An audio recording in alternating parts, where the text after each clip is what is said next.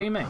Alright, let me just make sure that connect software to go live. Viewers will be able to find your stream once you go live. Oh, I'm okay. pretty sure YouTube has a feature where you can automatically archive. Alright, according to this, I think that we are live. Do you want to quickly go in and check the stream that it is Sure. live? Let me take a look. Let me refresh the page. Yep. Here we go. Page is refreshed. Alright, cool. Can you hear us both on it? Is it all good? What are we doing? In the actual stream, can you hear us? Like, Yeah. I can hear us. We're good. Man, my audio quality is actually pretty good. just a bit, yeah. Yeah. No. God damn. You know what? This was a good investment. Uh-huh. Alright, let's see. Do you want to see if we can wait for anybody to get in? That would be acceptable. Let's see. All right. Josh is in. He didn't need to refresh, unlike me. That's good to know. Good to know. Should we add everyone in the banter bus or? Feel free, yeah, go for it. I mean, in terms of letting people on Twitter know I've posted this week, that's all I really can do Yeah. for nowsies. Yeah, and I mean, realistically, we're not going to get that many people anyway, but may as well just see how many we can get. Oh, what's going on with the overlay? Alright, I've got to keep it like this so the overlay preserves. If you like, you can be in charge of checking chat if you wish. Wait, what are you doing? I'm sorry, I'm trying to. That's okay. So that the Discord thing stays as is, I've got to keep Discord like as the tab is open. So that makes sense. at least I think I should still be able to look at this. Oh no, I see the problem. I've got display capture on instead of window capture. Shit. Okay, well in this case, yeah, I do need to keep Discord open. If I'd done window capture rather than display capture, like a fucking actual person who knows what they're doing, then I'd be able to actually check shit. But apparently I can't. So. That makes sense. Right. Still only the one concurrent viewer. It seems like for now that's probably all we're gonna get. Listen, man. Josh is great, okay? I guess we can deal with just having Josh watching the stream, I suppose. You know what? This is acceptable. Oh, you know what? Screw it. If we're only gonna have the one person in anyway, and I'm just gonna. Hey, man, no, we could get some more. I've just tagged everyone. I'm gonna do what I was actually supposed to do and do window capture rather than display capture. Yeah, let me take a look. You mentioned a Discord overlay, right? Yeah, I'm fixing it now. Okay, I was about to say, is that supposed to be there? Oh, hey, it's us! Yeah, because I did this on the wrong thing. Oh, like I can see what you're doing. It's, for what it's worth, it's really, really funny.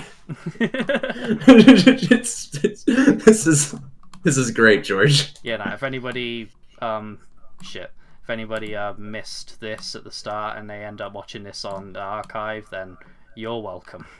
Yeah, this is beautiful.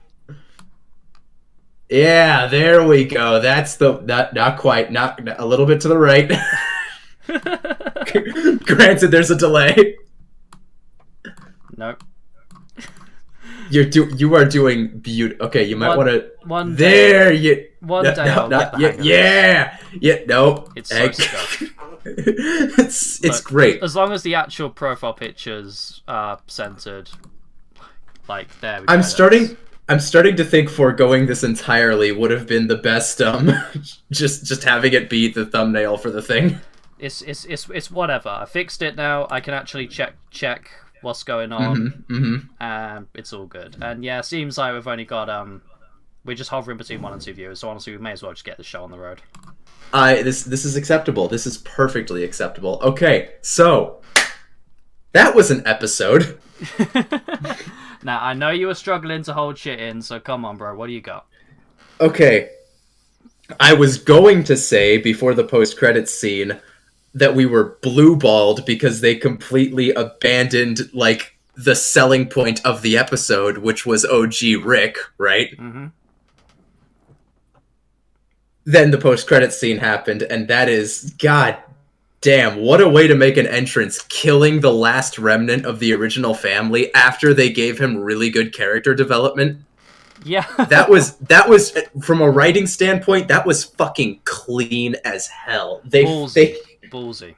Not even ballsy. It was done by the book. It was done completely by the book. They gave old Jerry a real character arc so that they could complete it, so that they could kill him off in service of another character. It was completely by the book. It was clean as hell. Mm-hmm.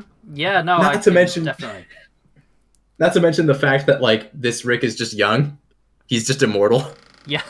Like, I love the implication that most Ricks are capable of that, but choose not to. But this Rick is just fucking, like, really kind of almost has an immature view of life. Like, oh yeah, you know, like, being young forever, I'll take that. Why the fuck not? Exactly. Like, it's a great bit of visual storytelling that's not an outdated clone that he was using. That actually is, like, what he looks like. You know what, I just realised I let you dive right in without doing any sort of proper introduction, so for the sake of this stream being more scuffed than it already is, I'm just going to get that in now. Hello, oh, yeah, sure. whoever happens to be seeing this. I'm pretty sure it's only just one person right now. I'm pretty sure it's literally just Josh. But hi, new season of Rick and Morty is out, and despite current events, we're kind of just going to press on with our original plan and just do this. We're hoping to review every episode each week as it comes out live on stream. And that's what we're doing right now. We just got watching the first one. And yeah, so you know what, I've got my things to say, but you know what, I'm going to let you start off by just getting everything out that's on your mind. I know you already did a little bit, but like, yeah, just overall, good or bad episode, poor or great episode, overall thoughts on it. What do you got, Zach? What's floating around that old Squidward noggin of yours? Great episode, first off. Very sexy. Once again, Jerry was done by the book, and it was beautiful. Mm-hmm. Fucking... It's a really good carrot to dangle in front of us to have, like, a reset button on Rick's hunt for, like, his Rick. And I especially love the implication that it's not that Rick can't, like, it's not that Rick just couldn't find him because there's infinite Ricks. It's that he could find him, or at least he knows which Rick it is, but he's just better than him. Yeah. He's just a smarter, more competent Rick, which is terrifying. It's real good stuff. It's real good stuff.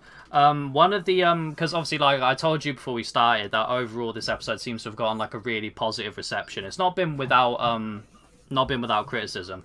One of the criticisms that I did see, I can't remember who said it. It was someone who said it, was that the episode was apparently overstuffed with ideas and didn't get to do much with a lot of them.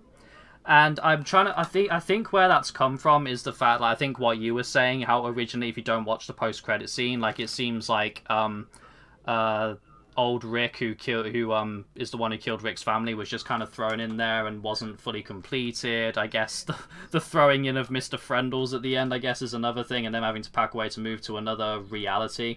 But I think it all, like, comes together because for anyone like who's invested in Doctor Who, who's watching this, you'll know what I'm talking about when I say this. You won't say, but I'll explain it pretty well. It's kind of like the opening to series 13 of Doctor Who, where it's like basically the opening of series 13 of Doctor Who. That's basically Doctor Who Flux, where like they it was the 6-parter, and in the first part, it's literally just scene after scene where they're just like, literally every single scene is just set up for something that's going to happen like later in the series. And it's very obvious, like with this, that the stuff with that old Rick was clearly like set up. Like it's clear that he's being set up as like a villain. We've sort of got evil Morty out, evil Rick in, essentially. So it's very clear that this was not meant to be like, you know, the conclusion to that story. It was just like it was dangling the carrot in front of us.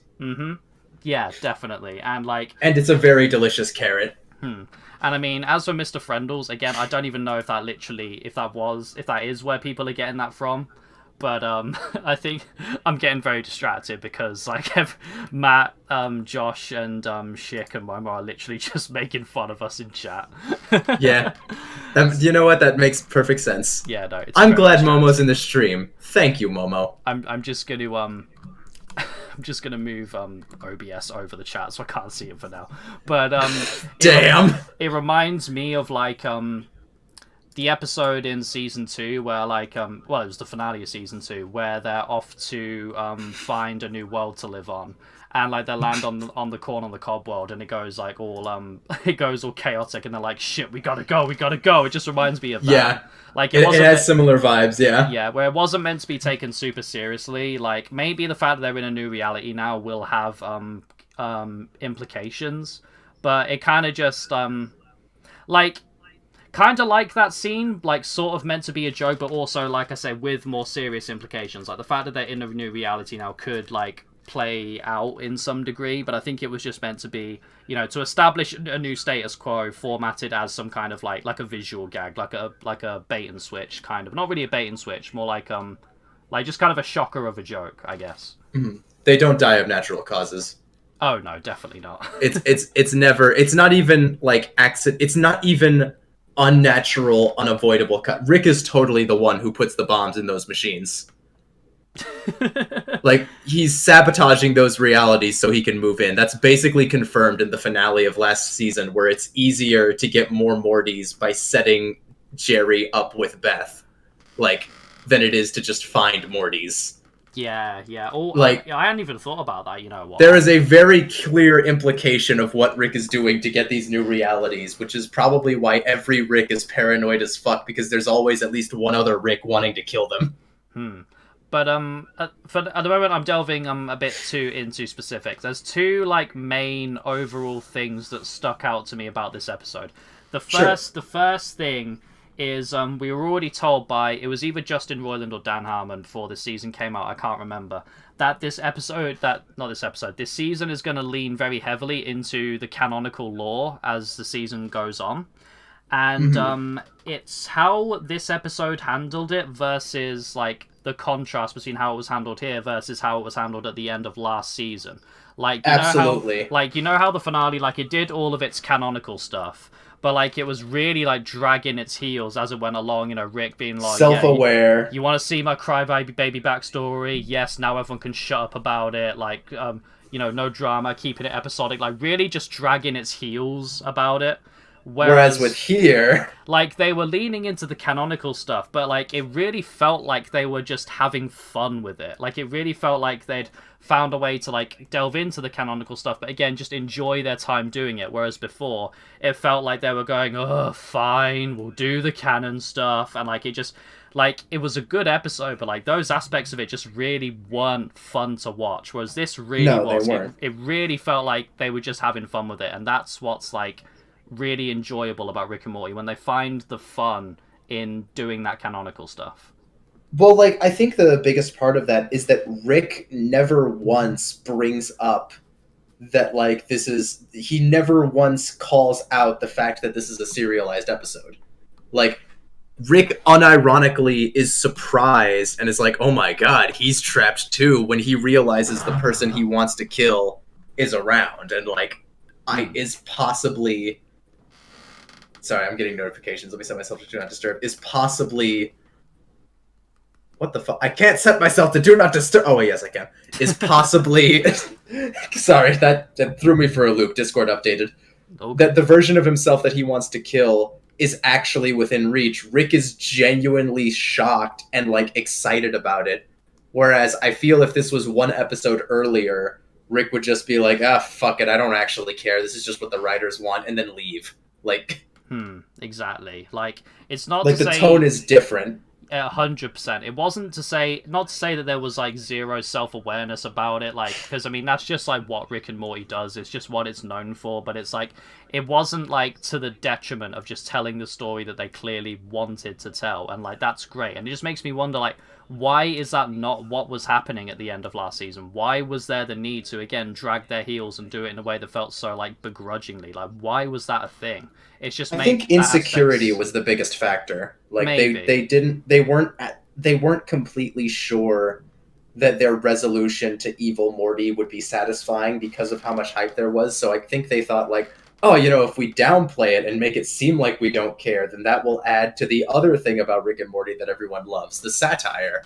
But that's not, like, the satire isn't what people love about Evil Morty episodes. There's nothing satirical about like Evil Morty's first appearance when he rips the eye patch off and the fucking like crazy music is playing as he's slowly walking away. That was played completely straight.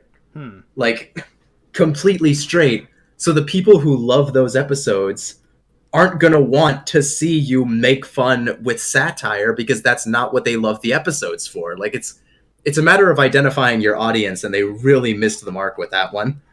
Yeah. But now they've actually, I think by now they figured it out, especially with everyone complaining, like that if they're going to do a serialized story, then Rick should care about the plot because Rick is he's half the show. Like he's half the name of the show. So if you're doing something serious, the serious characters, or like the important characters, I should say, should be serious. Yeah. And he was here, and it works so goddamn well because you can tell that Rick has been, for lack of a better word, haunted by everything about this motherfucker. Which is why he was hunting him for like a decade or 2 decades or however long that montage in the last episode was for. Yeah. Like, it's just so good. And the other thing I was going to say that stuck out to me about this episode as well as the canonical stuff, is it reminded me that Rick and Morty genuinely can just be funny again. Like, the amount, like, the episode, like, the mid-season slump last year where we just had those episodes, like, in the middle of the season that were just, like, so painfully unfunny, and you're just watching it like, what the fuck happened here? Like, it reminded me that Rick and Morty can just genuinely, like, actually be a decent comedy again. Like, I think what went wrong last season was they tried to have the whole joke just be, like, that the plot was really stupid, but it just came at the detriment of the writing, whereas, like, here, they just did, like, the basics of, like, writing an episode of a comedy where it's like, yeah, you have your plot, and then you just have the jokes. Pepper it with jokes, yeah. Just be in the script, and those jokes, a lot of them landed. It was a really funny episode. We were laughing out loud multiple times, and it's nice to fucking have that again. I remember... The highlight is definitely Jerry's trap. Oh, yeah. Like that was the funniest scene. I remember, like, last year watching the episodes on call, and, like, we were just, like, at times just audibly groaning, and that's just not what we want from watching Rick and Morty, but watching this episode, again, at points just genuinely really funny, and it's nice to have that back again. And yeah, season 5, episode 1 was really funny, and then it just kind of went downhill from there, so, like, I really fucking hope that doesn't happen again. But again, it just shows that this show can genuinely be funny, and there's no reason for it not to be. They clearly know what they're doing and how to make it funny. They just need to keep that up. Mm-hmm. And there's definitely, like... I don't know, I feel like this is a little too subjective to actually, like, talk about in a review style, but, like, just peek behind the curtain. The entire time we were watching this episode, we were either laughing or cheering, or at least I was cheering, right? Like, like the episode is simultaneous. Or being it's like, so oh hype. My god, yeah. It's so hype, and it's so, like, engaging is the word that I'm looking for. Like, there's never a point in this episode, the first episode of, we're on season 6 now, which is a little hard to believe, but the first episode of season 6, there's no point where it feels like we're taking a break from the plot. Yeah. Which is weird to say because it feels like there were a lot of plots, which might be where, like, that criticism is coming from. Because, like, we start with them being stranded on the Citadel, right? Mm-hmm. But then they're saved. Great. But also, wait a minute. Like, we're back home, but now we've got problems because everyone's trapped. And we did kind of abandon, like, the Jerry plot. I love the idea that Jerry is just stuck in, like, season 2, season 1. Like, that Jerry didn't have any of the interesting shit happening. That the Jerry that they were supposed to have is just trapped in a fucking, like, basically limbo, right? Of just, like, what some people would want the show to be. Like, just really old Rick and Morty, basically. And, like, I feel like there's some meta commentary there, but it wasn't overdone. It wasn't making fun of people who preferred that style of Rick and Morty. It's in a way just making fun of themselves, like how they've changed a little bit a little much, especially when you compare it to like what they used to have. But it works because that makes sense. Infinite timelines. There's a timeline where character development didn't happen. Morty just gets expelled from school. The version of Morty we have right now doesn't even go to school. He's probably expelled and it just happened off screen. Yeah. When was the last time Morty went to school? I don't know, like season 4 or something, maybe. Yeah, like, I have no idea. A while ago. Yeah, and like that's the thing. This isn't. It also again reminded me about like what's also genius about Rick and Morty, like because you know you've got infinite realities, but all these realities, apart from like the really out there ones, are all like essentially the same, running parallel to each other. You can switch between different versions of a character, but you can either not lose any character development, or you can do something with different versions of them entirely and do it simultaneously and have them both work. Like, you look at Rick and Morty as a whole, and you don't, like, look at it, like, from season to season as, like, okay, with, say, for example, Jerry. You don't look at it as, okay, now we're following this Jerry for this amount of time, and then we're following this Jerry for X amount of time, and then this Jerry. You look at it as from start to finish, you're following Jerry, because for all intents and purposes you are, like, across the realities they are the same person. Like the Jerry we've got now, the character development from those first few episodes of season 1 does still apply to this Jerry. Like, those few episodes of character development aren't lost, they're still a part of him, but they sort of splinter off like sort of branches on a tree. You know, they split off, and then you've got, you know, save for other stuff. I mean, it's not really saved for other stuff now because he's dead, but you can also have this other version of Jerry who may as well be a different character because he's got his own shit going on and has now a completed character arc. And this Jerry that we're following now, where, like, again, those few episodes of character development at the start of season 1 aren't lost, but, you know, we're still following on with him and giving him his own stuff. And I think that's genius. I think that's brilliant. I think that's one of the really genius things about Rick and Morty as a concept. And it looks like, from what we've seen here, that the show is ready to start utilizing that aspect really, really well. And it's dope to see.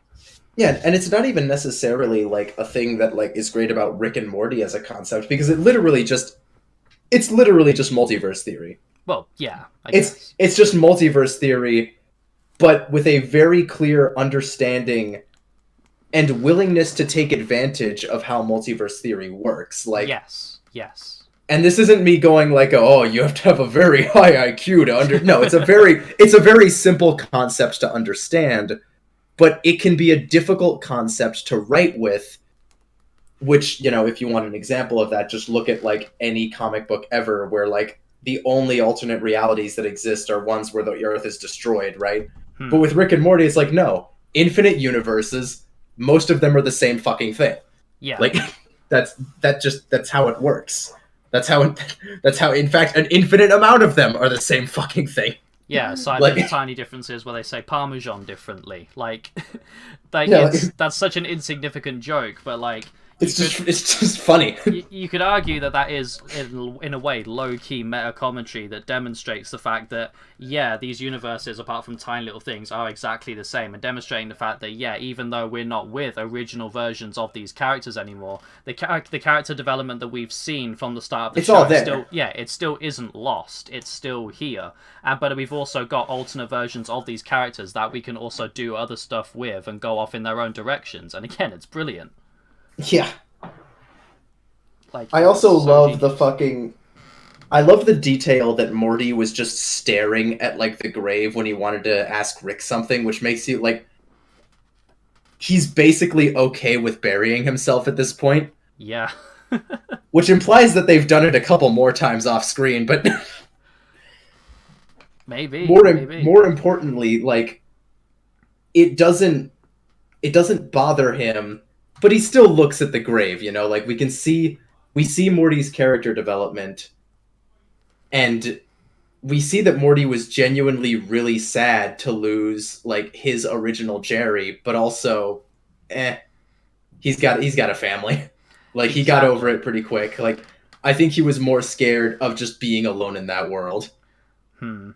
That's something I think this episode did manage to do really well. Like, it's it's the character stuff. Like, Hmm. the characters in this episode were just really well written in a way that, like, a lot of season 5 episodes, for example, just can't say they are. Like, I remember we were talking about it before, about like just inconsistencies in character across the season, or just where like the characters felt out of character as we're used to them.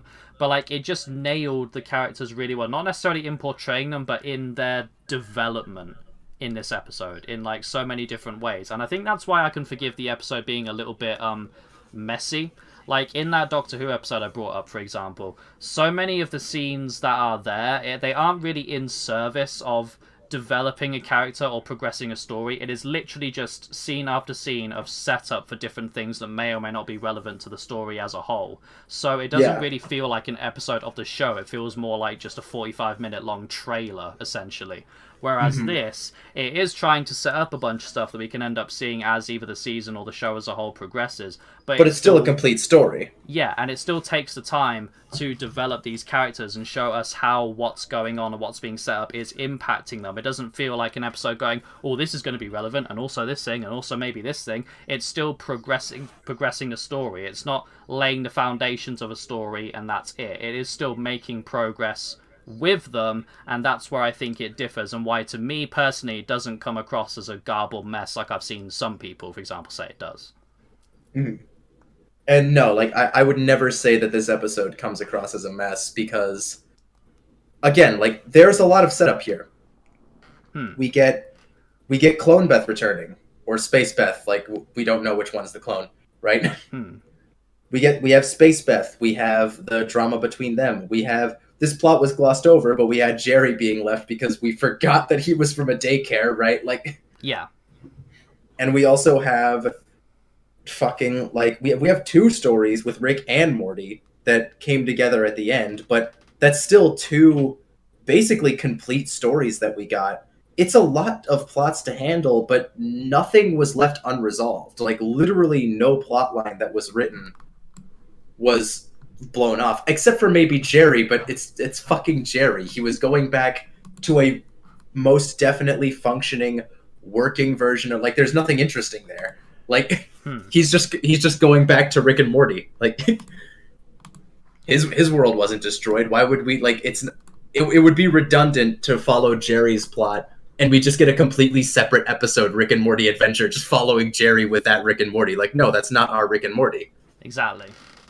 And also, it's just in line with his character for his plot to just be like, Rick has to save him. It's like, oh, god damn it, we gotta go get Jerry. Like, I thought that was really well done, and it gave us, again, it took the time to set up the whole, like, oh yes, this is evil Rick, right? Yeah. But it wasn't just setting up evil Rick. We got some evil Rick in the form of, like, his videos and his fucking, like, taunting, right? And that's great. That's just unironically great, because fucking we get to have a fight between Rick and evil Rick, but we don't have to blow our load too early. Like, he's still just out there, because of course that fucking video of him was, like, bullshitting him the whole time. That's just how it works. Yeah. I think it would have done the whole thing kind of a disservice if the plot of this episode was the final confrontation between our Rick and that'd be dumb. Rick. We need a main villain. Evil Morty's gone. Like, because it's very comparable to, say, for example, the Season 2 finale and the Season 3 opener. I've seen a lot of people say that this is the best opener since Season 3, and you know what? I wholeheartedly agree.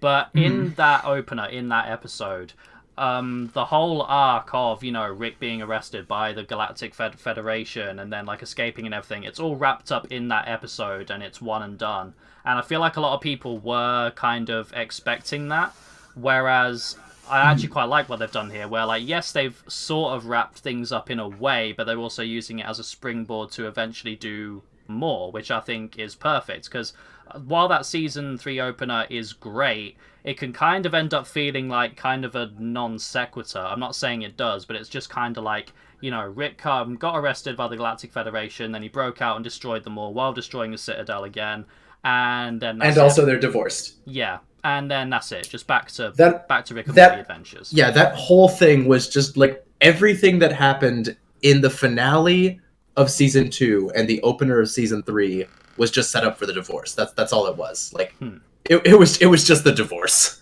Pretty much. It was the divorce with a lot of really, really, really, really, really good window dressing. Oh yeah, like don't get me wrong, I absolutely do not want to say that's all that stuff was bad, because it definitely wasn't. Those like that opener is a really good opener. I'm just saying that comparatively, I like what they've done here, where it's like the finale of season 5 still feels like a finale, and this still feels like an opener that continues on with that without just kind of feeling like a one and done and now back to basics. Like, stuff is being set up, and I do think that is a really good way to do it. Like, a lot of Rick and Morty openers, I think season 4 and 5 are good examples, just kind of feel like, you know, like it could have just been any episode from within the series. It's nothing, it's not anything special. Whereas, like, you know, you've got the openers that they come back with a bang, and like, you know, I just think that those openers are just always going to be remembered as the best. So I really like what they've done here, doing that in a way that, again, allows for more story potential. I just think that was really good. Like, it's not that there was only setup here, it's that they were taking the time to do setup, which is that's a positive. That's good. That's an objective good. Like, setup is good, especially in Rick and Morty, where the serialized content, and this is really weird to say, because it's like the serialized content takes a back seat a lot in Rick and Morty, and that's got to stop, because they're unironically really good at doing serialized content. It's just good. They're good at writing long form plots. This episode being a prime example. They had like 20 minutes to do it, and we have an unironically great villain. Yeah. Set up with just 20 minutes. And I guess like some hints in one previous episode. Like, he's a great fucking villain, and we only see him once, like, physically, and it tells us everything we need to know about him. That's objectively good writing. And you know what? Speaking of which, I want to ask your opinion on a couple of things. What is your opinion on, one, the confirmation that Morty's original Rick is the one who wipes out Rick's family, and two, the confirmation of the fact that back in the episode with the Jerry daycare, I think it was Morty Night Run in season 2, that at the end when they swapped, it actually wasn't just a dumb gag, and they actually did get the wrong Jerry, and we've been with that Jerry this whole time. Both of them. Okay, the second one is my opinion is it's a great payoff. It's an unironically good payoff that, granted, doesn't come to a lot, but it shouldn't come to a lot, because the whole point is that they can't tell the difference between the Jerrys. Like, they can't. Like, the two Jerrys that got confused are Jerrys that fucking they were the same Rick and they were the same Jerry. Right. Pretty much, right? That's why they got confused. They were going on the same adventure. So the timeline lines up, and it's like you said earlier, that Jerry that we have been with this whole time isn't any different at that point in history than the Jerry that they left. It's still all the same character development, and there's not something like fundamentally broken continuity-wise. It's just an excuse to have a good gag. And granted, you could say they gloss over it a little too much, because you'd think that our Jerry would have a little sentimental value, right? Yeah. Like, wait a minute. I've technically been with imposters for the last, 2 years or something, right? And, like, his original his original family is, like, that's his whole life. That's his world. Yeah. But it's still different than what he's used to, and he has more in common with the others. So, like, this is a family that's okay with the sci-fi shenanigans, and is, as a whole, Rick has overexposed them to the concept of leaving their family behind. Yeah. Like, which is tragic in a way, but whatever, right? Like, it makes sense for the characters to behave this way. So it's a good payoff that was done right, because it isn't a payoff that deserved its own plot. Because Like that would just be padding for an episode. Because like in the original episode, it was practically just like a gag to end the episode off with. Like at the time, we didn't even know that it needed a payoff in the first place. Yeah, it was a one-off joke, so I'm glad it got a payoff because that is something some people would be wondering about. But the payoff didn't deserve its own episode. I think it got exactly the amount of time and energy that it needed. Now, for the other more significant payoff, that Morty's original family is fucking Psycho Rick's original family, right? Like, it's good. It's just good. It's a good follow through on everything we know about Rick, because Rick is he's an asshole, right? And especially in early seasons, there wasn't character development that made him really care about Morty, right? Yeah. Which makes complete sense because, yeah, like why did Rick come back? And why did Rick come back to a family whose Rick left them years and years and years ago? Which Rick would have left them?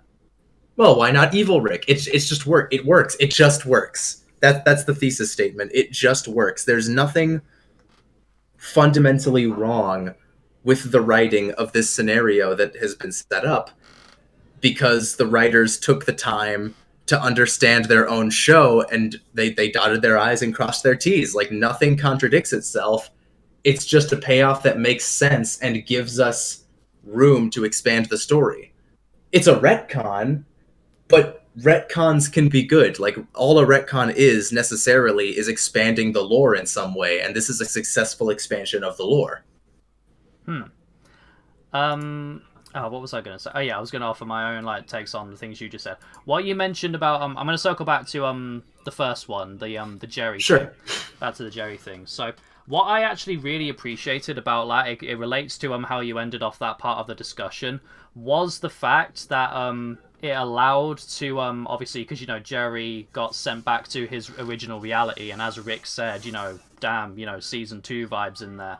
Like, it really put an emphasis on the development that has happened since then, and the headspace that these versions of the characters that we're now following are in. It really puts a highlight on that, and like, it really says to me that we're not gonna put a focus going forward on shit like flying sperm because it's funny, or like, the government turns people into turkeys every Thanksgiving, or there's anime people who have like fucking Power Ranger Megazords, and just, it's just funny. Like, it says to me that we really are going to be putting a focus on where these characters are at, how far they've come, the development that they've undergone, and are going to continue to go down. And like, again, it's just a really positive sign for me. And maybe some people won't like the confirmation of the Jerry Berea theory, because in fairness, it was like a fan theory that they may have seen and gone, oh, what, that's pretty fun, we'll canonize that. But like, I really appreciate the fact that it allowed for us to have that perspective and view the fact that these characters have undergone so much in the last few years, and like visibly show us where they are now in relation to where they were. Like, the fact that in the reality that Jerry came from, they never spent that time divorced, and now though the family are just spending all of their time just constantly biting each other's heads off, and showing how much Jerry and Beth benefited from the divorce, and Rick being knocked down a peg at the end of season 4, and the strengthening of Rick and Morty's relationship at the end of season 5. Like, that is really, really good stuff. So that's why I personally really appreciate that. As for... And that remind me, though, yep. if I can cut in for a second, yeah, sure. It does remind me that this episode is confirmation, and this is something that we've known for a while, and I think we've actually talked about this, but it is confirmation that Morty is not a C-137. Nope. He's never been a C-137, and I'm pretty sure the Ricks that he would use that on knew that, and no one called him on it, because, like, he's not Rick's original Morty. We knew this. We totally knew this. He just says C-137 as a way of communicating that he's that Rick's Morty. Yeah. Like, did C-137 is a fucking meme at this point. Yeah. But that's kind of an interesting thing. I'll circle back to what I was going to say in a sec, but it's got me wondering. So, Again, I don't know the show right off the back of my hand. I've rewatched it loads of times, but I don't know it off the entire thing off by heart. Has our Morty known that he is not a C-137, or like has he for a while, or? I think I don't think Morty, when he said that, even fully understood what C-137 meant. I think he was just in the moment using something that he knew about his Rick with the knowledge that his Rick was special to save his own ass. Like, Yeah, which does make sense. it was a bargaining chip. I think Morty deep down knows that he's probably not C-137. He certainly knows that now. Like, he definitely knows that now with the bombshell that, wait, my Rick is evil Rick? Damn. Like, that's rough, me. Yeah, exactly. And like what I was saying about like the character development, I think again it really shows by the fact that even though Morty does now know that, like he says, to Rick, you're my grandpa, Rick and Morty, 100 years, and like at the start of the episode when they know they're gonna die and they like spend what they think are gonna be probably their last hours like embracing each other. Like again, I don't like season 5 that much, but it lends credence to what little character stuff did happen in season 5. Like a scene where Rick and Morty are good like, bonding. Yeah, a scene where Rick and Morty are like viewing each other like that, openly expressing their love for each other. You could not have that in, say, season 1, 2, or 3. It wouldn't work. It would be completely out of place. So it's a strong testament to, again, I don't like season 5 that much. There's a lot of shit in season 5, but it's a strong testament to what little character development there was and the story potential it's allowed for. And I think it demonstrates how they're going to use that going forward, which, again, I think is a really strong sign.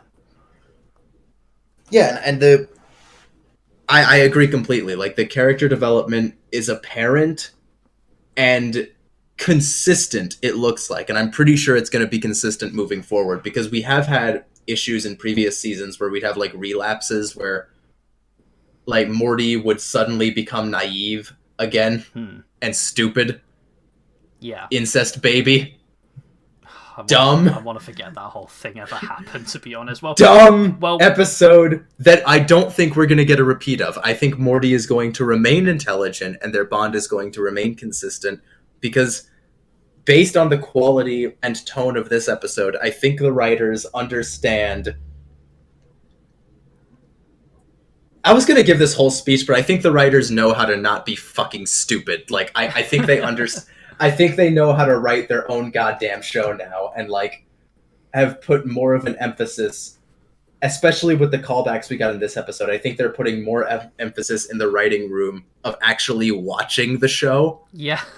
like just watching previous seasons so they can better keep track of where they are in the story. Because based on season 5, I think sometimes they just fucking forgot. Yeah. They forgot that they were in season 5 and were just like running on autopilot, and I don't think that's going to happen this season. Yeah, like I remember. Call me an optimist, but I don't think that's happening. I remember saying to you about that episode and some of the others in season 5 that it feels like if Rick and Morty was forced to do a Simpsons and go on forever, and we were watching episodes from like 30 years in the future, where they just like they do like flanderized versions of like what they'd imagine like a season 1 or 2 episode would be, and just kind of run it into the ground for 20 minutes, and like hopefully I mean like I've said, I think we've got really strong indicators here that that's not going to be the case. I mean, episodes like the sperm episode, like I know it's also like kind of like the go-to episode to hate on Rick and Morty right now, but like I remember like when we had like a whole ass conversation about like how we would have fixed that episode if it was up to us.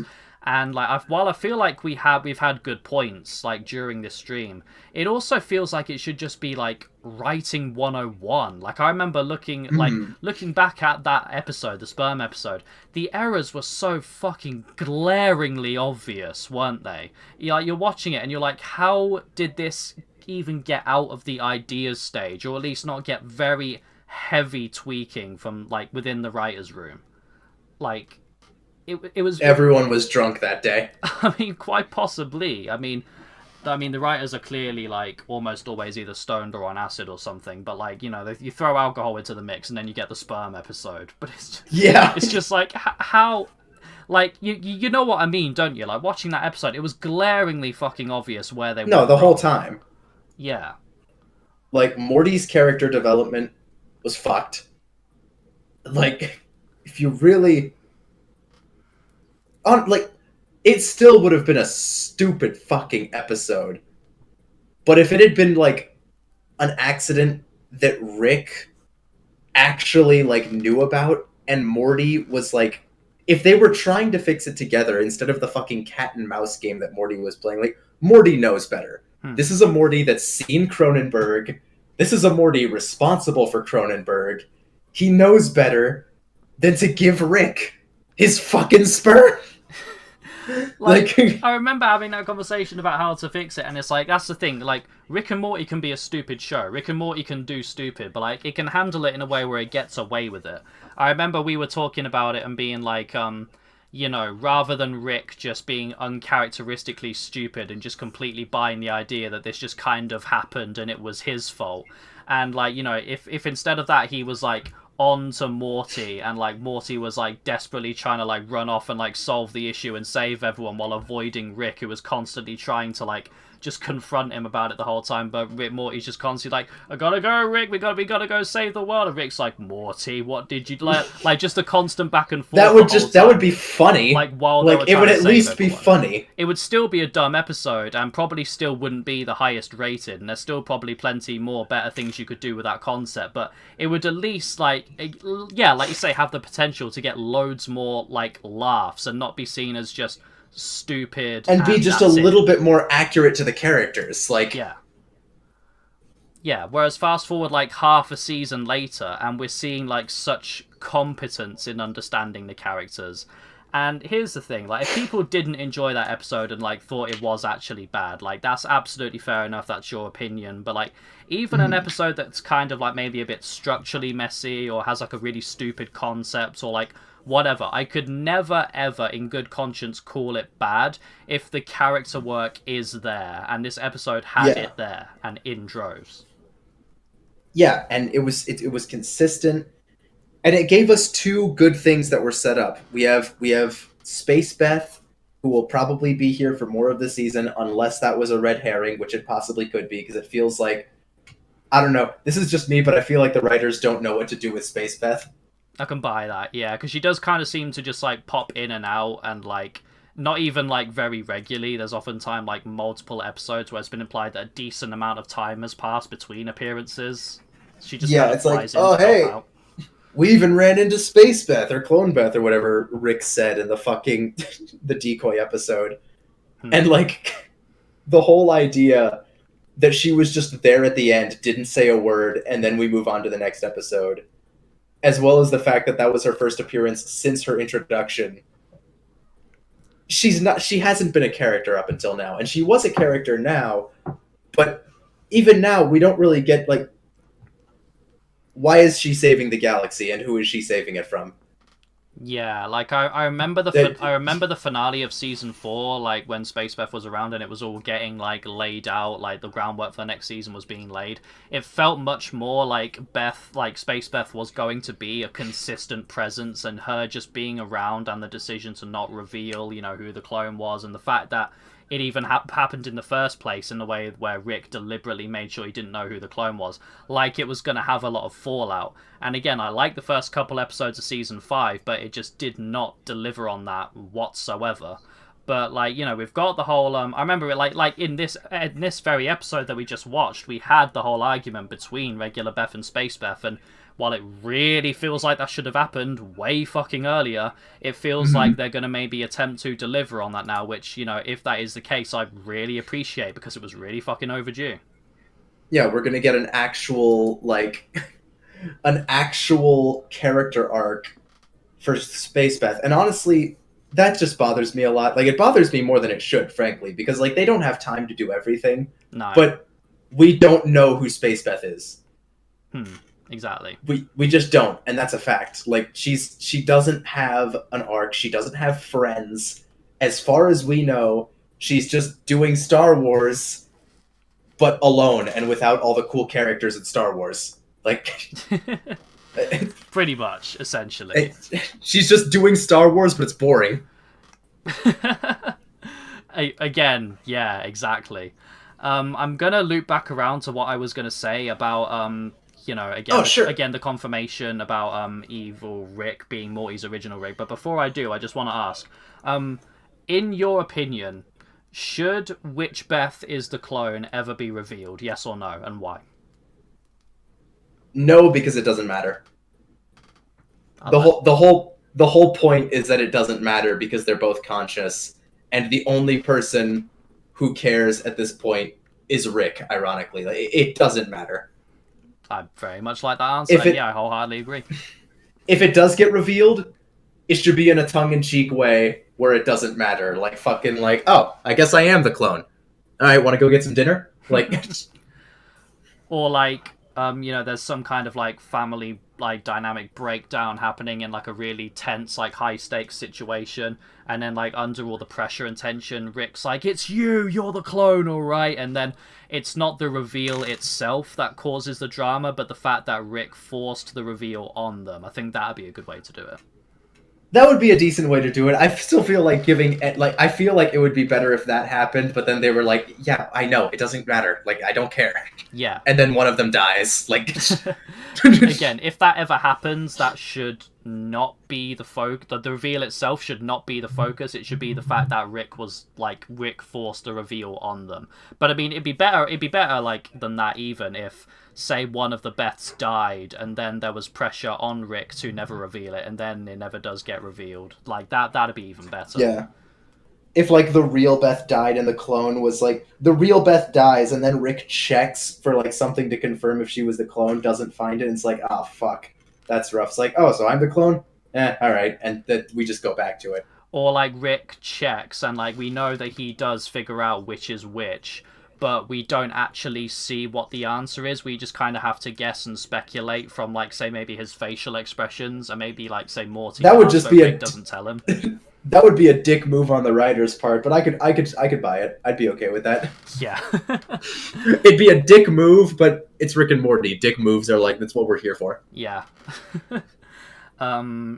Anyway, yeah. So stuff about Evil Rick, right? So Yes. what I can see a lot of people saying is the fact that it is convenient that the Rick that is the one who killed Rick's family just happened to be the Rick of the Morty that we've been following this whole time. I can see that being a criticism, but it's not something that bothers me as much, purely because, like, we've known since the very beginning of the show that at some point Rick, or at least a Rick, was around in this family, like before, say, Morty was born, and maybe in Summer's early years, or maybe before Summer was born as well, I don't know. But, like, that at some point a Rick was around, that Rick left, and then a Rick, maybe the same one, maybe not, came back. It leaves a lot open for, like, what Rick was like, or what version of Rick was there in those early days. There's a lot open for speculation, like, interpretation, like, and just And wondering... retconning. Yeah. Expansion. Like, just wondering what was going on back in the day with that old Rick. There's a lot there. And, like, I think a lot of people knew that, like, it was never going to be the same Rick that was originally there. Like, I think since it was established... Obviously. Like, I think since it was established that Rick was hopping dimensions, that it was... That a lot of people knew that there's no way it was ever going to be the same Rick. So, like, it leaves a lot open for, which Rick was it? What kind of Rick it was? So, while, yeah, I do buy the criticism that, yeah, maybe it is a little bit convenient, it is... To me, it feels like the natural thing to do, to be like, oh, it wasn't just a Rick, it was the Rick the whole time, Yeah. And, like, again, like, there's... I don't know. I don't think there's any universe where I would agree that is a, like, oh, it's convenient. Like, no, it's not convenient, because Rick has a real motivation for making that his home. Rick did it for a reason, and the reason makes sense with everything we know about Rick's character. Like, that, there's nothing convenient about that. That's just good writing. Like, now... It's just good. It's just, if everything is explained and the explanation works within the logic of the show, that's the opposite of convenient. That's just good expansion of the lore. That's good world building. Yeah, especially now that we know that Rick spent so much time as he did looking for that old Rick, it now makes sense why he would choose that reality specifically. Like, it wasn't just a case of, well, I mean, it could have been, but like you'd originally think it was just a case of, this is a reality where I'm gone, so may as well settle myself here. Like, we know there'd be infinite versions of reality like that because, you know, we all know the Ricks leave and go off to the Citadel. You know, we now know why it was that one specifically. Like, it slots right in. It's perfect. It's beautiful, even. I agree. Also, the virtual celebrity was in chat. I don't know if she's still here, but she just hopped in to say that I know nothing about Rick and Morty and I'm just hopping in for moral support. And TBC, thank you. Thank you very much. I appreciate that immensely. Very nice. I don't know who the virtual celebrity is, but good job joining the stream. You're doing great. God's work. Exactly. So, now here comes the big question. So we've kind of been singing this episode's praises this whole time. But do you have any criticisms at all? Would it make me a basic bitch to say no? I don't think it necessarily would. This is just a solid 8 to 10 out of 10 episode. Yeah, that's the thing. Like, not having any criticisms will also imply that it was a 10 out of 10, and it takes a lot to justify that. I don't. This is a weird question because I wouldn't. It's not like I would call this my favorite episode of Rick and Morty, but there's not really anything I can say is fundamentally wrong with it. Which, to be fair, is true for a lot of episodes of Rick and Morty. Fundamentally wrong is not it's a pretty high bar to reach if you're trying to fuck up an episode, because it's almost like you need to ignore at least one rule of writing in order to get something fundamentally wrong. But right, there's nothing fundamentally wrong, and I was entertained throughout. I mean, that is absolutely fair enough. That's just those are really the only two criteria I have. Every joke landed, and I say again, I cannot stress this enough. The Cronenberg Jerry's notes joke highlighted the whole episode. It was so fucking funny. Ran out of time to write this note. Busy setting up a trap. Bye. I mean, that in itself is so mad to think about, though, in and of itself, isn't it? The fact that you go back to season 1 and that Beth's dead, that Jerry is now dead, that Summer is also dead. Jerry was the one who survived. Yeah, Jerry was the one who survived, and not only that, but that Jerry fucking gashed Evil Rick. That Jerry went straight for the kill on Evil Rick, and it would have worked. Yeah. It could have worked if it was most other Ricks. I think think about that. I think that was an absolutely perfect decision to be have that Jerry be the one that survived, because the theme, it works very well with just the thematics of the show so far. Jerry having always been portrayed as this pathetic character who's just a complete loser and will just never amount to anything. It makes me. But Jerry's not pathetic. Jerry is not fundamentally pathetic. In timelines where Jerry didn't get with Beth, he's a movie star. Right. Just reminding everyone of that. It makes Jerry is not pathetic by default. He was made this way. The Citadel. It makes me think of the Whirly Durly conspiracy in season 3, where when Jerry's getting eaten by that snake thing, and Rick gives Jerry that whole speech, you act like prey, but you're a predator. It's how you survive. You survive because people feel sorry for you. All that shit. Mm-hmm. Basically, that was kind of it was the crux of Jerry's whole arc right there. So to go back to season 1 Jerry and show us in a state where he not only found independence but just became a legitimate badass, and while the world was in ruins, essentially found his perfect life. It was just thematically perfect for Jerry's character, and I think that's why I'm not as mad about the fact that the OG Jerry is now dead, because his character arc was concluded. He found himself in pretty much the perfect place for him as the best version of himself. This is something I wanted to say while we were watching, but I didn't want to make you pause the episode. I love that Jerry watches The Dark Knight Returns. Not Rises, Returns. Jerry is a man of taste. He is a man of quality to enjoy The Dark Knight Returns, the 2-part best animated Batman movie of all time. Nice. I'm glad. I was honestly, I had a feeling that was going to crop up at some point. I was waiting for it. Yeah, you know how much I love that movie. You know what? Something I completely forgot to mention as well while we were talking about the character development. The implications of Rick when he returns to his original dimension and like seeing what he did to it as a result of the trauma he suffered. He built himself a Oh my device god, yeah, within his house specifically to torture himself by simulating him getting haunted by Diane. it's not even his house. It followed him into the rift. It's Yeah. the whole universe. I think it's implied that it was not only built into his house, but into the car as well. I think that's what's implied. I think. I thought the idea was that like he attached it to the universe itself as well as put the whole universe on a fucking time loop. Yeah, that's again having put the universe on a time loop, but like forgetting about the aging part, so everyone's just forced to live out forever while just still continually aging. Like again, the character stuff about like Rick on display here. It's like again, like it feels like Rick and Morty wants to ace its characters again, and it makes me so hopeful for the season. I'm so here for it. I mean, yeah, no, you're absolutely right. I can't believe we haven't talked about that yet. yeah, The bombshell that like yes, Rick was like hopelessly depressed and stupid drunk for like a good chunk of his life. A hopelessly depressed and stupid drunk Rick is terrifying. yeah. Like, just showing, like, stupid, what can like... happen to even innocent bystanders who have nothing to do with anything when Rick is in that state. I mean, I remember, like, in the Season 5 finale, like, when we were watching through Rick's crybaby backstory, there's that shot of when he's just sitting in the garage shooting all the Ricks that come through the portals, and he's very visibly drunk.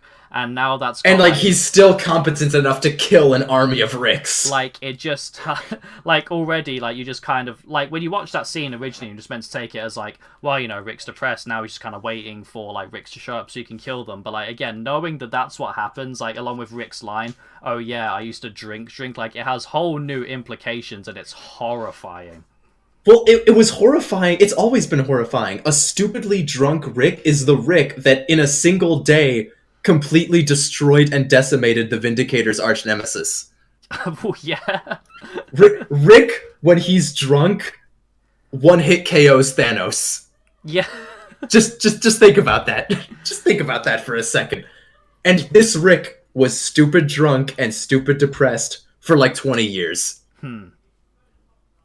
That's not the only world he did that to. Oh, absolutely. Like, have you ever, like, gotten, like, really angry, so, like, you just swipe a bunch of shit off your desk, or maybe, like, punch something? Like, Rick's equivalent of doing that is essentially just ending worlds. Becoming Galactus, yeah. Yeah, pretty much. And, like... yeah, it's horrifying, but it just, again, like, the implications of, like... Rick's...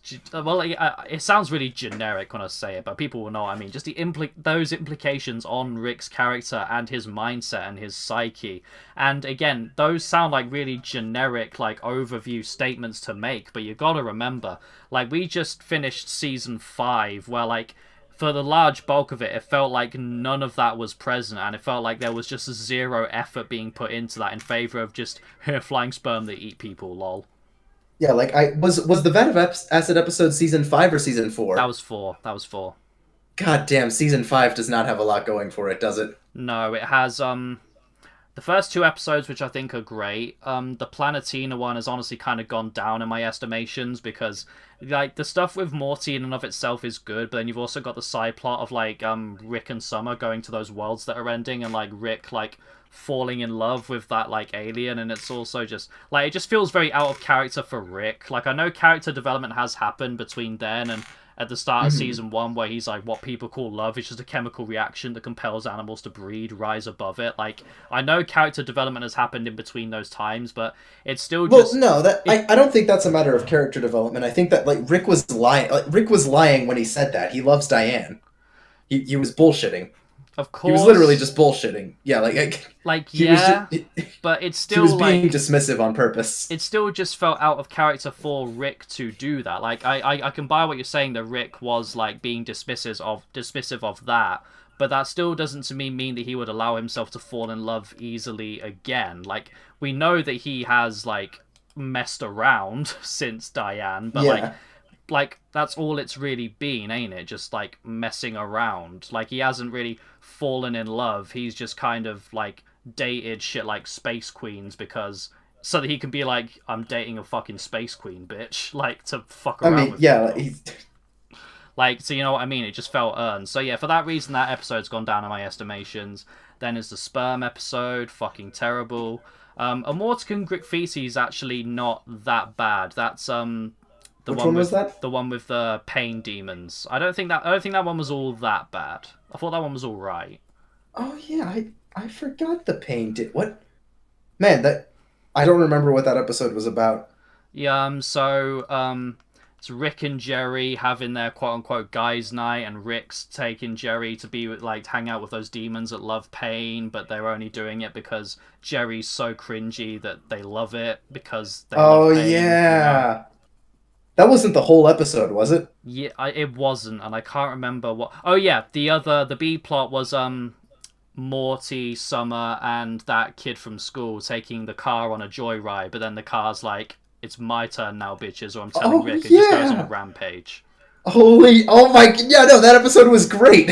I wouldn't That call it. rampage was I hilarious. wouldn't call it great. I'd say it was all right. I didn't mind I it can't, though. I didn't mind it. I'm honestly upset that I forgot it. I didn't mind it. I thought it was okay. Then was the turkeys, which like I don't know if many people also share this opinion, but for me that was just as bad as the sperm episode. I hate them both equally. It wasn't just as bad, but it was pretty lackluster. The sperm episode is that is a disservice to any. You can't call anything as bad as the sperm episode like Nah, that. in my opinion, they were just as bad. I feel like you're overdue a rewatch because in my mind they were guilty of very similar sins. In my opinion. Maybe. I remember laughing at least twice during the turkey episode. But yeah, no, for me they're just as bad. Then was the Gotron episode, which again, like that's the one that I don't think was as bad as sperm episode and turkeys, but it was like saying that fucking syphilis isn't as bad as gonorrhea. Like it wasn't exactly that much better. It's also like, to be fair, that was the fucking like the fake Voltron shit, right? The ferrets. Yeah, and also where the incest baby came back as part of the resolution. Oh yeah. I forgot that the oh god, that was such a bad season. It really was. But then, the episode after that, unless I'm forgetting one, we got Rick going into Bird Person's mind to save him, which I think we can all agree True. stone cold classic. That's probably the best Yeah. episode of the whole season. Yeah, no, definitely easily. And then two-part finale. So obviously, starts off with Rick and Morty's argument. Rick goes off and does his two crows thing, and Morty gets Rick and wrapped Two up. Crows, yeah. And then Morty gets wrapped up with that guy who he can see through the portal fluid on his hand, and they have their whole thing. Which again, that was a really good episode. Like specifically for characterization of Morty. I mean, the man had no qualms like letting a train slice his hand off to get free of this guy who was tormenting him. Like, holy shit. And the finale, which we've talked about in depth. So, season 5, great stuff in there, but the vast majority of it blows ass. It was fucking terrible. Yeah. That's sad. It's really sad to think about. But it's just we have a return. Yeah, but that's what's so mad about it, though, isn't it? The sheer contrast of what we've got here. Like, I know you really like the first episode of season 5, and I mean, I do too. I think this episode was right here was better than, other than Rick going into Bird Person's mind, better than anything we got in season 5. Other than that, I think. Yeah. Like we got some good shit, man. We got some really good shit. Oh, absolutely. Like, again, so hopeful for the rest of the season to come. Do you have anything else that you'd want to discuss? I think you were gonna say more about, like, again, the stuff with Rick in this episode, like the character stuff, but I think we got right. Like I think I said like everything that needed saying. Like we talked about the implications of like what Rick is when he's depressed, as well as just what a fucking. I'm just going to reiterate what I said at the beginning of this goddamn stream. Everything in this episode was great. Everything. There was not one misstep. Every plot line, from Morty meeting up with his original Jerry, to Jerry's character development and subsequent end, to the introduction of Evil Rick, to the resolution of Jerry at the daycare, to Rick going back to his original world, which we see that he pretty much completely destroyed, right? Completely destroyed. Which was foreshadowed perfectly because the destruction of his garage hadn't been repaired. Like, I called that out when we were talking about it. Like, it's been it's been many years, and yet, like, everything is exactly the same as where he left it, with everything, like, fucking broken in exactly the same way. Wonder why that is. Instant payoff. He's put the whole place on a time loop and created a Diane to haunt him. Yeah, no, yeah, I think you covered all bases there, I'd say. Yeah, everything is good. Everything is good. And we even got some family drama, some self-aware family drama with Space Beth, which is what a lot of people were missing from the earlier seasons. Yeah. There is nothing missing or lackluster in this episode. It is sexy, it is sex incarnate, and I want to watch it again. Is that how you want to leave things off? You'd say that you just say that everything in this episode was great and excited for more? Is that how you are prepared to leave things off? Yeah, that is my take of the day. Well, alrighty. I feel like I robbed you. Like, what? Do you agree completely? Do you have alternative takes, or? No, I think I do. I'm in a similar kind of mindset where it's like, this definitely isn't like my favorite episode of Rick and Morty or anything, and I think it did everything right. I think it's more just a case of, like, say, for example, you know, the peak of Rick and Morty, like, all the best stuff out of, say, seasons 1 to 3 were just even funnier than this one was, and I think that's just what edges them out. And, like, you know, because those episodes I'm referring to were standalone, they had their own unique concepts to play around with, which was, you know, what helps them stand on their own, whereas this one was very, I mean, obviously it was, you know, it was very continuity heavy because it was picking up from where we left off, and obviously that's not the fault of the episode. It kind of had to. It was its job. It's just like, that doesn't make it bad. It just means that, you know, you kind of have to have seen the end of season 5 in order to understand what's going on here. And again, not bad, but because those episodes are more of their own thing, there's like, they have more of their own identity, there's more uniqueness. And there's also a lot more room for comedy, not just between the characters, but also with the concept itself. Like, again, this episode did nothing wrong, but I just have more fun with those episodes because, you know, funnier and just were allowed to play around with their own concepts. But yeah, great episode, and like I agree, it did absolutely nothing wrong. And when I see people, again, I haven't seen many people, but like saying this episode is bad, I'm genuinely like, did we watch the same episode? Like, I don't think we did. Maybe not, but that also worries me because that means I might have seen one of the future episodes early, and I really hope those aren't bad. We're doing the time warp again, Gurgi. Dude, you don't understand. Like, if there's another like mid-season slump, or like there's loads of, I'm gonna be so sad. I do understand, George. I was there. I was right there with you the whole time. I mean, yeah, of course, but like, dude, I'm gonna be so upset. I'm gonna be so fucking upset. Oh god, like, George, if there's anything I've learned, it's that you're never allowed to have a good thing indefinitely. Yeah. And that's especially true with Rick and Morty. Yeah, no, it's true. We can't have shit in Detroit, can we? We cannot have shit in Detroit. It just doesn't exist. The better the shit is in Detroit, the worse it's gonna get later in Detroit. The higher it climbs, the Fuck higher Detroit, it falls. man. Yeah, honestly. In fact, predicting it now, there's gonna be the absolute worst finale ever to exist in Rick and Morty this season. God, can you imagine? I'm betting it all on black! What even is the worst Rick and Morty finale? I'd say the worst Rick and Morty finale is season 3 for me. That was... I'm trying to remember the president. Season 3. The president. You just want you to give Morty his selfie and just... Yeah, Rick Shurian candidate? Mm-hmm. Yep, yeah. Oh, never mind. I want to take my bet back. I don't want an episode worse than that. You know what? Like It wasn't even a bad episode. It was just a terrible finale. you know what? Before we round this off, let's do like a mini little Rick and Morty finale ranking, or like maybe like a premiere ranking as well, since this is a premiere. I'd say Sure. You're gonna have to refresh me a little bit. sure. In that case, I'll do my ranking first. I'd say worst finale would be, like I said, season 3, Victorian Morty Date. I'd say second worst would be season 4, Star Wars Return of the Jedi, because I just didn't think the writing was all that good and it felt really messy and just wasn't that funny in so many aspects. Felt really forced. Like, it's cool that Tammy and the Galactic Empire came back and there were some funny moments, but it all just kind of just shit. There was a really good fight with Bird Person, but that was cool. That was the highlight. Yeah, I'd say other than that, shit kind of just happened. And third worst would be what else we got? 60 Minutes. That's season 1. That was just the big party.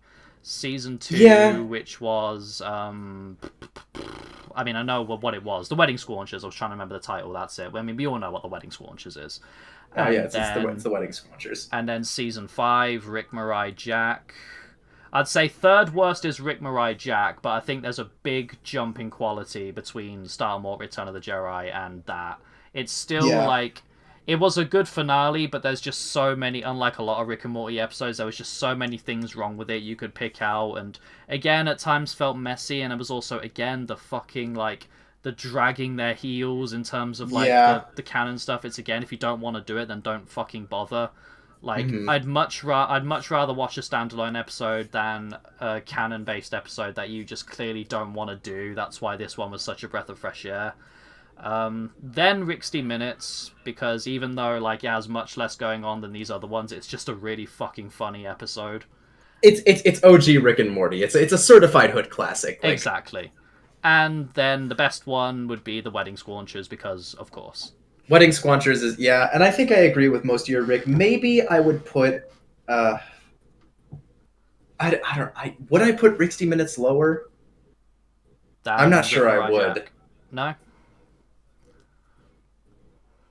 Rick, Mirai, Jack got me more hyped, though. Even when it was dragging its heels, I was more excited than when I was watching 60 Minutes. But, like, that's not fair to say, because they're two different kinds of finales. One of them has 5 seasons to pay off, and the other is a season 1 finale, which, like, its only job was to be funny. I can't fault it for where it landed in the series. Yeah, like, it was a finale, but it was just a standalone episode. Like, the only way in which it continues on to season 2 is the freezing of time at the end, and then the unfreezing of time. That was the plot of the season 2 which premiere. Was the season 2 premiere was so fucking good.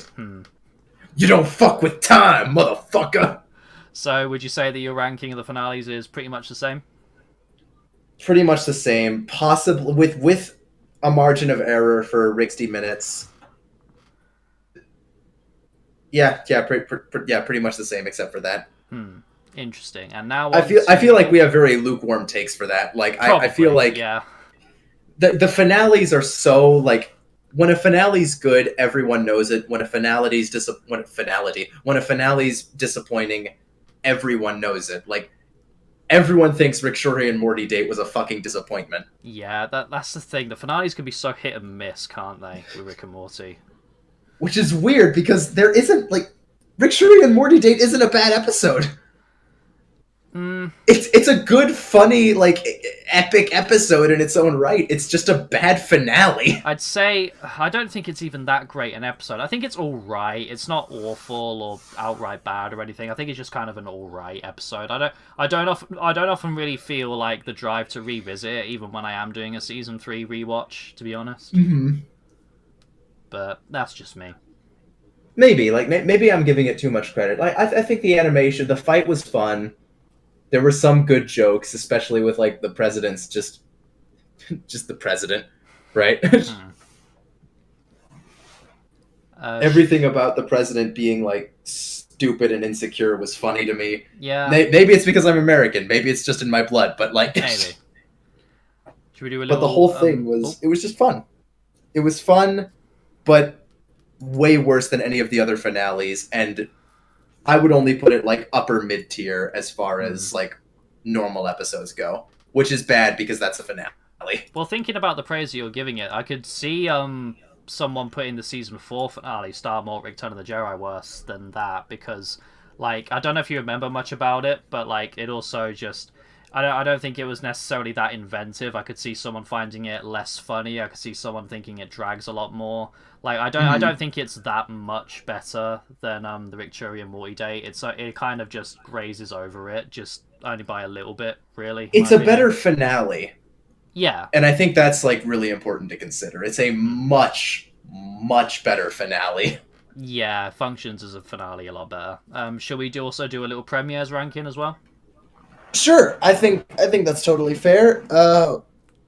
Just ballpark before you list them all off. Where would you put this one? This one. As in, yeah. Okay, let's see. I'm gonna have to do my full ranking. You know what? I need to like fresh. So season 1, the pilot, it's iconic. Season 2, I actually can't remember the name of it, but you know, the splitting off of the realities, the fourth dimensional time cops, Schrodinger's cats, like iconic Rick and Morty thing. Season 3, the Rick Shank Redemption. I mean, we've already discussed it. Like again, like probably like peak Rick and Morty for a lot of people. Season 4, the Death Crystals. Again, I can't remember the name of the episode, but another one we've already discussed. Season 5, Mort Dinner Rick Andre, Mr. Nimbus, you know. And this one, Solaricks. Okay, let's think. Wow. Rick and Morty has some great premieres. It does, yeah. Way better than the... God damn! I don't know why we were shocked with this episode being so good. Like, every premiere has been a banger. This is going to be harder than I thought. Let's see. I think the one I'd put at the bottom would be the Death Crystals episode, which pains me because, like I said to you, I can't remember if it was before or after we went live, but rewatching that one recently, it's a lot better than I remember it being. I remember not liking it that much originally. But, yeah, I think the only reason I've got to put it at the bottom is purely because the others here are just way better, to be honest. Followed by Mort Dinner Rick Andre Season 5, which, again, kind of sucks because that one is, like you say, really funny, and I love the concepts, and I love the sort of philosophical theming about like society's relationship with war and stuff. Like it's all just like it's a really good episode, which again it's the only reason it's so low is because it's competing with these other episodes. Next, I'd say the pilot, which again pains me, but that's because like it's one of my favorite episodes of Rick and Morty purely because like it is the first. Like it's Rick and Morty in its purest form. It's Rick and Morty distilled, isn't it? And like it's still one of my favorite episodes to revisit for that very reason. Like it's just, especially with the context of how much of the show we've got now, it's just really fun to watch. So it's between again, I can't remember the name of it, season 2 premiere and season 3. I think Rick Shack Redemption season 3 would probably be second place for me, and season 2 would probably be first place. And the fact that I've put both the premiere and finale of season 2 at the top just kind of shows what a season that was. But yeah, I'd say that's my ranking. Yeah, that's acceptable. I would put Mr. Nimbus higher. Probably higher than the pilot because the pilot is really good, but I think the pilot's competition is pretty strong. Yeah. I might actually put the pilot at the bottom. I think I prefer the Death Crystal episode to the pilot. That is fair. Because again, you know, it is the pilot, so yeah, that's fair. And I think I will put Mr. Nimbus above the season 2 premiere. Wow, okay. But just above the season 2 premiere. And the season 2 premiere being above the Death Crystal episode. I just realized, even though the season 2 premiere was really good. I just realized I completely forgot to rank the season 6 premiere, the one we literally just watched. That's perfect. That's perfectly okay. I thought your implication was that you were putting it like in third place. Nah. I actually need to think about this now. Let's see. Fuck. I put Death Crystals at the bottom, followed by Mort Dinner Rick Andre, followed by the pilot, followed by Rick Shack Redemption, followed by at the top was season 2 premiere. It's either second place above Rick Shank Redemption or it's just below it. I think at the moment I'm going to put it above it, but that could just be me being prisoner of the moment out of the excitement of the fact that it's new. It is really good. I think And both Rick Shank Redemption and this are really... Oh, fuck. That's hard. I would put this above Rick Shank Redemption. Yeah, I think for now I'm going to put it above, but that could definitely change over time, and I could definitely be prisoner of the moment, but I think for now I'm happy to put it above it. So, second best premiere after the Season 2 premiere, above the Season 3 premiere, for me. Mm-hmm. But yeah. It's slower than Rick Shank Redemption. Yeah. But yeah, sorry, you were in the middle of my your ranking. Sorry, and I interrupted with that. No, that's perfectly okay. Like, I would put... What did you put? Because you said second place above Rick Shank Redemption. What was your first place? My first place was Season 2 premiere. That's acceptable. The Season 2 premiere is... Season 2 premiere is Rick and Morty distilled. Yeah. Like, I think that is what deserves that title, because goddamn, I'm okay with this. Be good, Morty. Be better than me. Like, yeah, just a great episode through and through. I think that's, like, again, I'm always hesitant to give out 10 out of 10s. I think that's an episode that is definitely worthy of a 10 out of 10, I'd say. I would put... Maybe I need to rewatch... I only watched that episode twice, so maybe I need to watch it again. Like, maybe it's just not as fresh in my mind, which is why it's not getting, like, the praise that it probably deserves, let's be honest. Right. But for have a right good now... memory of this kind of stuff, to be fair. We do. But again, it has been a while, and there's been a lot of content and other, like my brain is very full, Gergie. I don't think you understand how much Rick and Morty and high IQ content that I consume on a regular basis. Of course.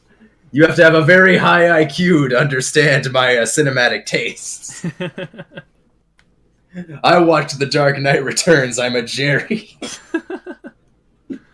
Not even any I hate Jerry, myself. Specifically badass Jerry. Yeah, I'm the Jerry. The Jerry is great. Great taste. We love him. But yeah, I think... I don't know. Like, I think I got... My list is mostly the same as yours, except for the stuff that I said originally. Although this...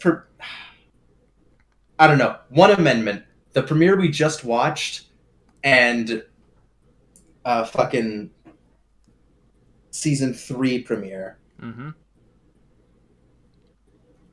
I'm going to put those tied for first at the moment. I need time to digest this episode. Ah, I see. Fair. Definitely fair. So, but yeah, so what would that make your ranking? Would that be the pilot at the bottom, followed by... Pilot at the bottom, followed by... We'll say followed by Death Crystals. I love Death Crystals, but like it's not beautiful. Then Season 2 pilot. Interesting. Okay. Season 5 was Mr. Nimbus. You'd put that above Season 2. It's Mr. Nimbus. I'm sorry. That is a hot take if I've heard one. Putting that one above Season 2 premiere. I'm sorry. I can't turn my back on Mr. Nimbus. There's like I'm ready for the heat, okay?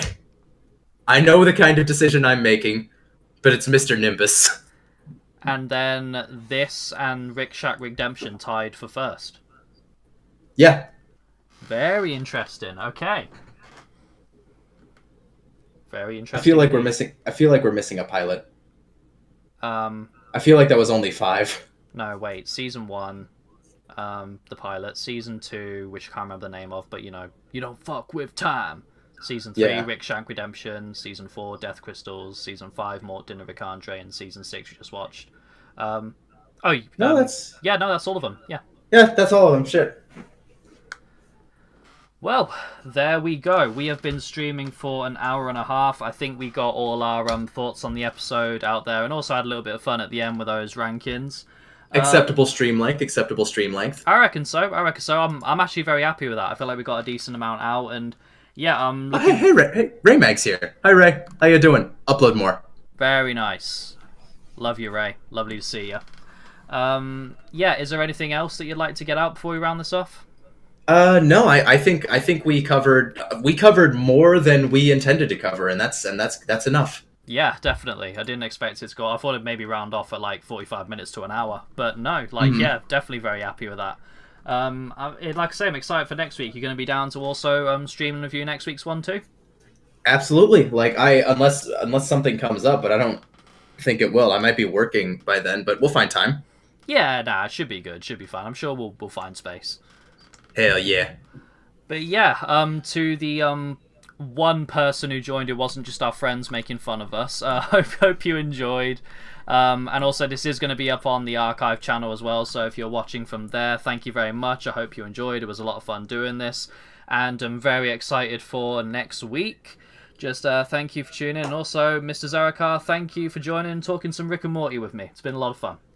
It has been fun, and thank you for giving me very flattering art for the background art of this stream. You're absolutely welcome. I actually like how yours turned out a lot more than mine, I think. Yeah, although I think they work best together. The face you're making and the face I'm making, it's perfect. Yeah. I'm quite happy with how it turned out. Actually, I think I emulated the style really well. Mm-hmm. Like the style, like again, at first glance I wasn't feeling it, but that's just because Rick and Morty's style is kind of ugly by nature. Yeah. Oh, jeez. But yeah. Thanks for tuning in, everyone, and thank you, Zach, once again for joining. And we will see y'all next week. Delicious. Let me. Oh yeah, now I can listen to you're the echo of your fucking goodbye. I've got the thing up. All right, I'll do it then. See how echoey it is. Goodbye.